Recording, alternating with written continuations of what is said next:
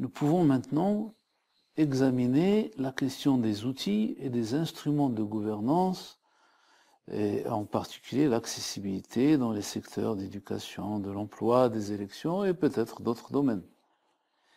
Cette question renvoie à celle de la vision d'ensemble et aux déclinaisons possibles sur le plan territorial, au plan d'action opérationnel au niveau national et au niveau local. Une attention particulière doit être accordée au respect des standards pertinents en la matière, notamment celui de la pertinence, de l'accessibilité, de l'adhésion. La perspective recherchée ici est de réduire les inégalités, bien entendu. Concernant les outils, on soulignera l'existence de plusieurs éléments. Ce sont d'abord pour partie des outils juridiques, principalement les textes, les lois, les décrets d'application, les arrêtés et autres textes administratifs.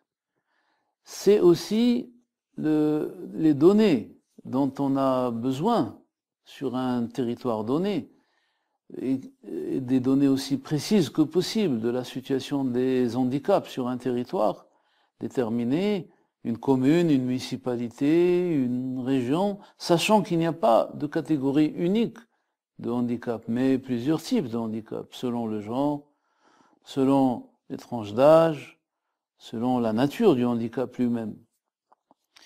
Également, comme outil et instrument, la réponse doit être concertée, la concertation avec pour but de réduire les inégalités. Ce fil directeur ne doit pas être oublié et à cette fin, le recours aux différentes formes de participation est nécessaire, notamment celle active, aussi active que possible, des organisations des personnes handicapées, tant au niveau national qu'au niveau local.